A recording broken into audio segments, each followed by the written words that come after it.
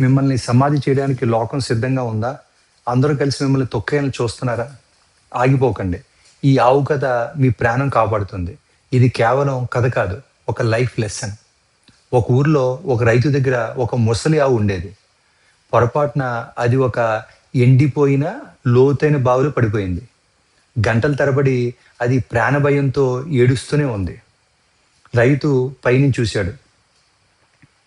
కాపాడడం తన వల్ల కాలేదు.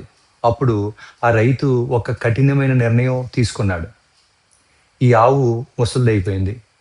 బావి ఎలాగూ ఎండిపోయింది. దీన్ని కాపాడడం కంటే అక్కడే పూజ చేయడం మేలు అని అనుకున్నాడు. తన పొరుగువారిని పిలిచాడు.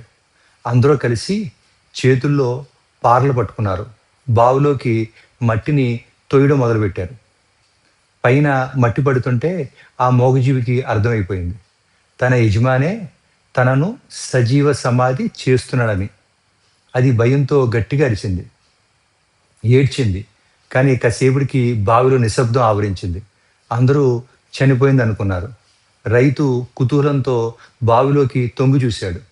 అక్కడ జరిగిన అద్భుతానికి రైతు కళ్ళు బైర్లు కమ్మాయి. ప్రతి పారమట్టి తన వీపు మీద పడగానే ఆవు ఆ మట్టిని దులిపేస్తుంది. కింద పడ్డ ఆ మట్టి మీద ఒక అడుగు పైకి వేస్తుంది.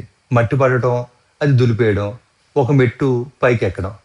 చూస్తుండగానే అందరూ నోలుల్లో వేలేసుకునేలా ఆ ఆవు బావి అంచు వరకు వచ్చి ఒక ఉదుటిన బయటకు దూకి గర్వంగా నడుచుకుంటూ వెళ్ళిపోయింది. మిత్రమా, నీ జీవితంలో కూడా ఇదే జరుగుతుంది.